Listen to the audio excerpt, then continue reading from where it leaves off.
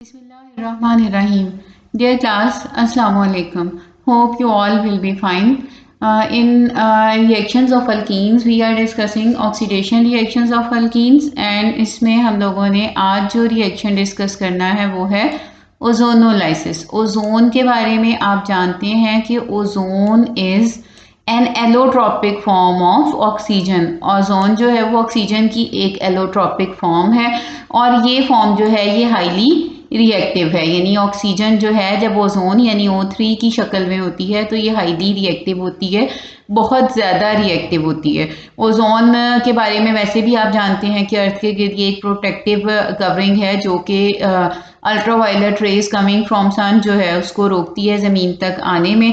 तो जो ओजोन है ये अल्कीन के साथ रिएक्ट करती है and the reaction is vigorous, बहुत ही आप कह लें कि तेज़ रिएक्शन होता है और इसके नतीजे में जो कंपाउंड्स बनते हैं उनको हम कहते हैं molozonide and these compounds are unstable. ये अनस्टेबल होते हैं, ये खुद को फौरन से रीअरेंज करते हैं और जो कंपाउंड बनाते हैं उसको हम कहते हैं ओजोनॉइड।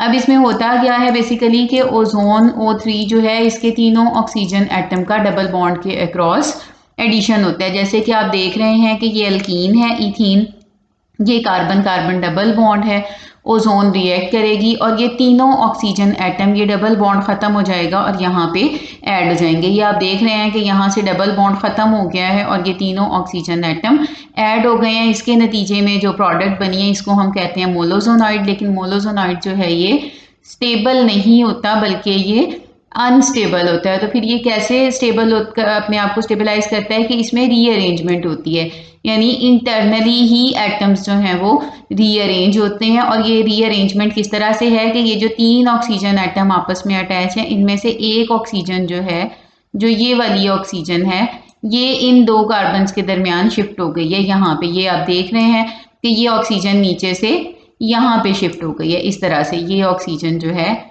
ये यहाँ शिफ्ट हो गई है, इंटरनल रीअरेंजमेंट हो गई है।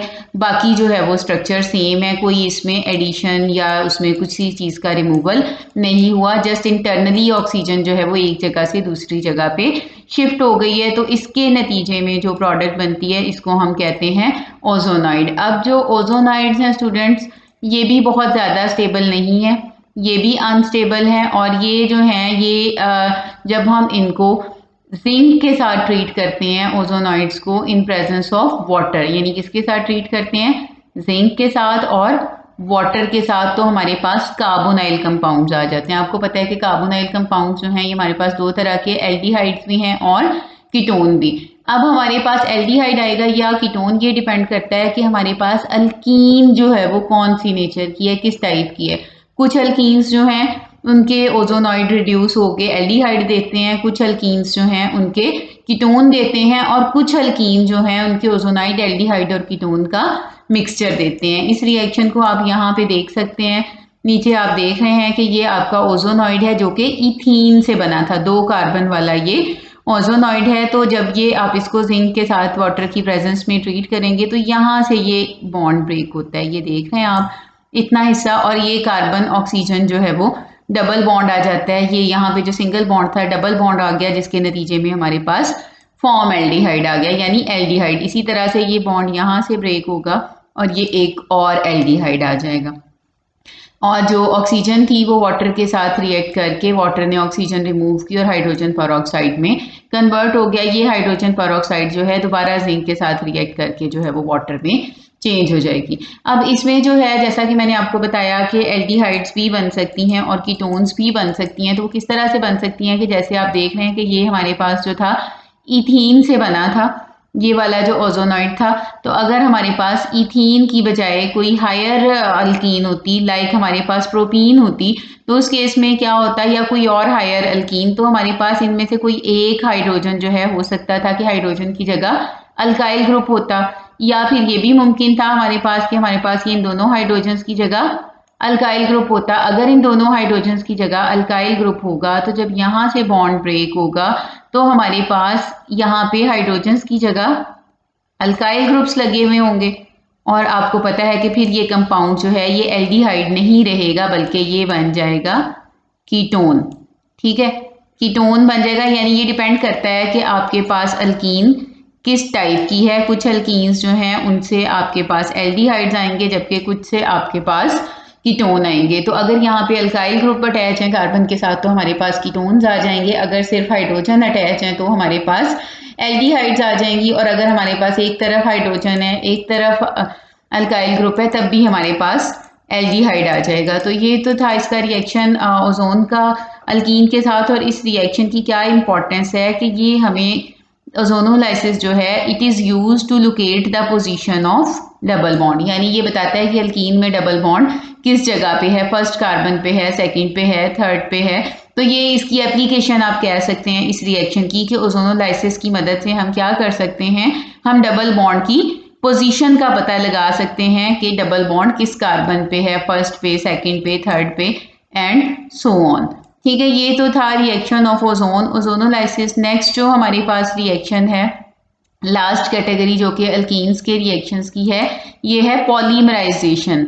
The term poly mean many, आप पहले भी पढ़ चुके हैं। तो पॉलीमराइजेशन का प्रोसेस क्या प्रोसेस है, इस प्रोसेस में छोटे ऑर्गेनिक मॉलिक्यूल्स जो हैं, छोटे छोटे मॉलिक्यूल आपस में कंबाइन होते हैं और उन छोटे मॉलिक्यूल्स को हम कहते हैं मोनोमर्स, और ये आपस में मिलके एक बहुत बड़ा मॉलिक्यूल बना देते हैं। उस बड़े मॉलिक्यूल को हम कहते हैं पॉलीमर। इसकी मिसाल आप ऐसे ले सकते हैं कि जैसे हम ईंटों को जोड़ के एक दीवार बनाते हैं, तो वो ईंटें जो हैं वो मोनोमर हैं, और जब ईंटें बार बार मिलके पूरी एक दीवार बना देती हैं तो उसकी मिसाल पॉलीमर की है। तो इसमें भी इसी तरह से होता है। इथीन की एग्जांपल दी गई है कि इथीन जो है वो 400 डिग्री सेंटीग्रेड और 100 एटमॉस्फेरिक प्रेशर पे पॉलीमराइज होती है, और ये जो कंपाउंड बनाती है, जो पॉलीमर बनाती है, उसको हम पॉलीइथीन या पॉलीइथाइलीन कहते हैं। ये रिएक्शन आपको नजर आ रहा है, ये इथीन है, और ये इथीन जो है ये यहाँ पे मोनोमर है। ठीक है, यानी ये वो मॉलिक्यूल है जो कि बार बार रिपीट होगा और आपके पास पूरा जो है वो कंपाउंड बनेगा। जबकि जब ये रिपीट होगा, ये एंड टाइम रिपीट होगा, यहाँ पे आप देख रहे हैं ये कि जो कार्बन कार्बन डबल बॉन्ड है वो दरमियान में से खत्म हो गया, और ये दोनों तरफ ये जो बॉन्ड्स हैं, ये जो दोनों तरफ लाइंस हैं, ये क्या शो कर रही हैं, ये लाइंस ये शो कर रही हैं कि इस तरफ भी ये वाले ग्रुप लगे हुए हैं CH2 CH2, और इस तरफ भी CH2 CH2, यानी दोनों तरफ ये कंटिन्यू। और ये कितने टाइम्स है, ये एन टाइम। एन जो है ये कोई बहुत बड़ा नंबर हो सकता है, 1000 या इवन इससे भी ज्यादा। तो इस तरह से हमारे पास ये जो प्रोडक्ट बनी है, ये जो चीज बनी है, इसको हम कहते हैं पॉलीमर। ठीक है, छोटे ऑर्गेनिक मॉलिक्यूल मिले और इन्होंने मिलकर एक बड़ा मॉलिक्यूल बनाया, इसको हमने कहा पॉलीमर। और पॉलीमर के बनने में यही चीज, यही यूनिट जो है ये बार बार रिपीट होगा। आप समझ लें कि ये एक ईंट है जो कि बार बार जुड़ के पूरी दीवार बनाएगी। तो इस प्रोसेस को हम कहते हैं पॉलीमराइजेशन, के जिसमें छोटे छोटे ऑर्गेनिक मॉलिक्यूल आपस में मिलके एक बड़ा मॉलिक्यूल बनाते हैं। इस अमल को हम कहते हैं पॉलीमराइजेशन। और अगर हम इथीन को यूज कर रहे हैं स्टार्टिंग मटेरियल तो प्रोडक्ट कहलाएगी पॉलीइथीन या पॉलीइथाइलीन। इसी तरह से अगर हम प्रोपीन इस्तेमाल करते हैं तो वो poly propylene and so on. ठीक है, तो अब इसमें जो है अगर हमें अच्छी क्वालिटी की पॉलीइथीन चाहिए तो उसके लिए क्या किया जाता है कि इथीन को पॉलीमराइज करते हुए कैटलिस्ट इस्तेमाल करते हैं। यहाँ इस रिएक्शन में कैटलिस्ट शो नहीं किया गया, लेकिन अगर हम इसमें कैटलिस्ट इस्तेमाल करें तो जो हमारे पास पॉलीइथीन आती है वो अच्छी क्वालिटी की होती है। कैटलिस्ट हम कौन सा यूज करते हैं, aluminium triethyl and titanium tetrachloride, इन दोनों को हम एज कैटलिस्ट इस्तेमाल करते हैं। और इनका क्या फायदा होता है कि हमारे पास अच्छी क्वालिटी की पॉलीइथीन या पॉलीइथाइलीन आती है। तो आज के लिए इतना ही, बाकी इंशाल्लाह हम नेक्स्ट लेक्चर में डिस्कस करेंगे। तब तक के लिए अल्लाह हाफिज, थैंक यू।